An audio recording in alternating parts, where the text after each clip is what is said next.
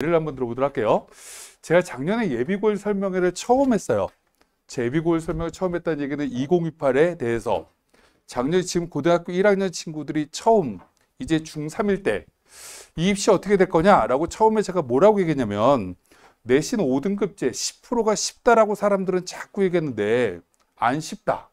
이거 전국에 다 해봐야 5, 1등급 7,000명밖에 안 나온다 라고 얘기했어요. 올해 지금 고등학교 1학년 친구들이 1학년 1학기가 딱 끝났는데 지금 7,000명이 안 됩니다. 지금 5, 1등급이 한 학기밖에 안 지났는데 이걸 3학년 1학기까지 가면 몇 명 나올 거냐면 600명 나올 거예요. 제가 고려대학교에 이 입시 설계하는 교수님하고 시뮬레이션을 다 해봤거든요. 전국에 600명밖에 안 나옵니다.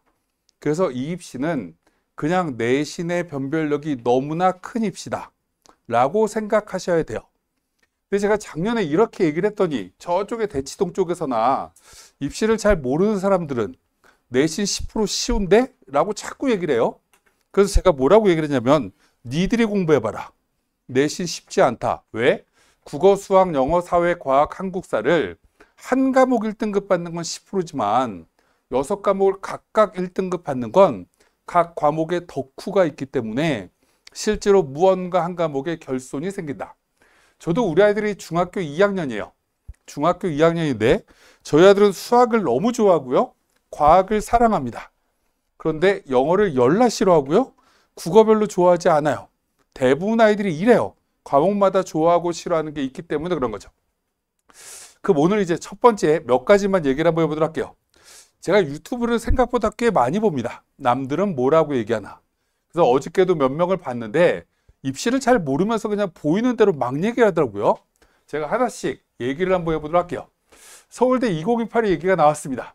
이거 처음에 누가 짰냐? 라고 질문하면 입학관리본부랑 고등학교 일선 고등학교 선생님 15분 정도가 들어가서 이 계획이 만들어졌습니다. 첫 번째, 정시가 30%로 줄죠. 왜 줄지? 라고 질문하면 공교육 정상화 사업에 기여했기 때문에가 첫 번째 이유입니다. 근데 왜 공교육 정상화 사업에 정시 인원을 줄여주냐? 라고 질문하면 대학이 제일 좋아하는 게 정시를 줄여주는 거거든요. 그럼 대학은 정시를 왜 싫어하냐? 라고 질문하면 수시 6번을 떨어지고 지원을 해야 되니까. 두 번째, 학령 인구가 점점 줄어들 텐데 정시에 남아있을 아이들이 별로 없으니까. 그래서 이 서울대가 계속 과거부터 이 공교육 정상화 사업을 계속 얘기합니다. 첫 번째, 이제 뭐라고 얘기하냐면 검정고시 친구들 불이익 주겠다. 이게 지금 현재 고3, 고2, 고1도 계속 이어지고 있던 거고요. 어찌됐건 우리 때로 따지면 그래서 정시 40%에서 30%로 줍니다. 서울대는 약 3,300명 정도가 정원인데 10%를 줄였으니까 330명 가까이가 정시 인원이 주는 거죠. 그럼 그 330명은 어디로 가냐? 이 수시에 지역균형으로 갈 가능성이 굉장히 높습니다. 지역균형은 현재 510명입니다. 현재 고등학교 2학년 친구들 뽑을 때 그럼 우리 때가 되면 몇 명이 될 거냐면 800명이 넘어갈 겁니다. 그럼 이 얘기를 다른 말로 얘기하면 이 서울대 이 전형은 누가 만들었냐? 20년 전에 서울대 총장이었던 정운찬 총장이 만들었거든요. 그때 뭐라고 하면서 만들었냐면 지역균형 3분의 1 뽑는다. 이건 뭘로 뽑냐면 전교 1등 뽑겠다. 학생부 종합이 그때는 이름이 뭐였냐면 특기자 전형이었습니다. 특기를 가지고 있는 친구들 3분의 1 뽑는다. 정시 33분의 1 뽑는다. 이렇게 처음 시작했다가 지금 계속 이 학생부 종합전형 일반, 과거의 특기자 전형이 45%까지 늘어나 있는데 이건 그대로 유지를 하고 정시 인원을 일로 갖다 붙여나가기 시작합니다. 그럼 두 번째 얘기를 한번 해보도록 할게요. 지역균형 이렇게 되는데 여기 첫 번째 이제 올해부터 현재 고1부터 달라지는 거 세화고등학교 아이들 지원하지 말랍니다. 대원외고 아이들 지원하지 말래요. 물론 과거엔 뽑았냐라고 질문하면 안 뽑았습니다. 이 서울대 지역균형은 99%가 일반고입니다. 상문고등학교든 청담고등학교든 이런 고등학교 아이들 뽑았었는데 이제는 지원조차 하지 말랍니다. 이게 첫 번째, 2명에서 3명으로 늘어난답니다. 왜 늘어나냐? 라고 질문하는데 사람들이 잘 이해를 못 하던데, 이거 왜 늘어나냐면, 현재까지 2명을 주면 이 근처에 서초고등학교든 서울고등학교든 대부분의 고등학교가 이과 2명을 줍니다. 추천서를. 왜 그러냐? 현재 고2까지는 지금 무슨 과정이냐면 2015 교육과정인데, 이때가 뭐냐면 문이과 통합 내신이거든요. 그러다 보니까 내신 좋은 아이들은 다 자연계에 있다 보니까 2명을 주려고 하니까 이과 애들밖에 줄 수가 없었던 거예요. 그러다 보니까 서울대는 경영학과든 저쪽에 사회복지학과든 인류학과든 지금 작년에도 경쟁률이 3대1이 안 됩니다. 문과 쪽은 지원을 안 하니까. 그러다 보니까 이제 문제가 생기는 거죠. 그래서 1명을 늘립니다. 1명을 늘려서 문과 1명, 이과 2명으로 지원시켜라 라고 고등학교에다가 이 이유를 설명합니다. 일반고에서 3등 안에 들면 이렇게 지원이 가능한데, 문과는 이렇게 되면 경쟁률이 몇 대 몇이 될 거냐면 우리 때는 4대1이 될 거고요. 자연계는 약 4대1 정도가 될 겁니다. 현재 5대1인데 왜 경쟁률이 떨어지나요? 아까 제가 말씀드렸지만 모집 인원이 300명이 늘어날 거거든요. 그럼 합격 확률은 얼마가 되냐? 25%가 되는 거죠. 전교 3등 안에 들면 서울대 갈 확률은 25%입니다. 라고 생각하시면 된다. 밑에 가장 이제 달라지는 것 중에 하나가 뭐냐? 정시에 이제 100분위를 활용한다라는 거고, 여기에 처음에 등급을 활용한답니다. 간단하게 얘기를 하면 이유는 이거예요. 서울대는 정시를 줄였다. 소기의 목적을 달성했습니다. 두 번째, 또 목표가 있습니다. 어떤 목표가 있냐? 서울대 문과는 전국 1등입니다.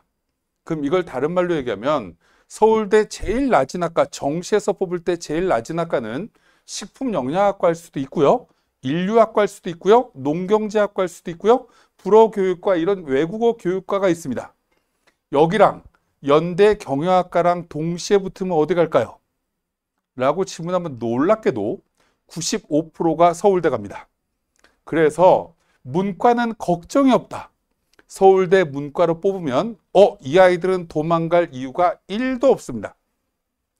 반면에 자연계 아이들은 붙여놓으면 3월 4일 날 올해 버전으로 3월 4일 날 입학식 할 때 엄마 아빠 할아버지 할머니 모두 나와서 사진을 다 찍습니다.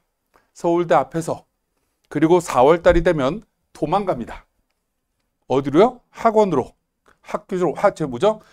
독서실로. 왜? 라고 질문하면 다 의대 가겠다고 아이들이 다 도망갑니다. 왜 도망가냐? 서울대는 연대 고대랑 다르게 휴학이 가능하거든요. 그러다 보니까 아이들이 한 학기도 다니지 않고 도망간다. 자연계 아이들은. 그러면 이제 어떻게 해야 되냐? 우와, 이 자연계 아이들을 붙잡아둬야 되겠구나 라고 생각했을 때 제일 중요한 건 뭐냐? 수능을 무력화시키는 겁니다. 무력화시키는데 그렇다고 해서 안 볼 수는 없으니 보는데 명분을 만듭니다. 1단계 등급을 반영하겠다.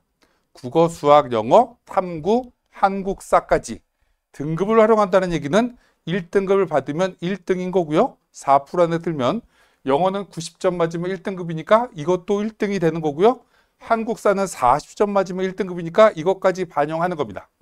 1단계를 이렇게 만드는데 명분은 뭐냐? 4차 산업시대다. 4차 산업시대는 국어, 수학, 영어, 탐구를 폭넓게 기본적인 지식을 가지고 있어야 된다. 다른 과목을 굉장히 잘하고 한 과목에 핸디캡이 있다라고 해서 과거에는 잘한 과목을 가지고 못한 과목을 무언가 점수를 보완할 수 있는 건 서울대에서 필요 없다. 이제 골고루 잘해라 라는 겁니다. 이건 명분이에요. 명분이라고 말씀드리고, 두 번째, 100분위를 발용한다. 100분위 발용한다는 얘기는 다 맞을 필요 없다라는 겁니다. 수학을 다 맞는 친구가 매년 조금씩 다른데 평균 600명쯤 나옵니다.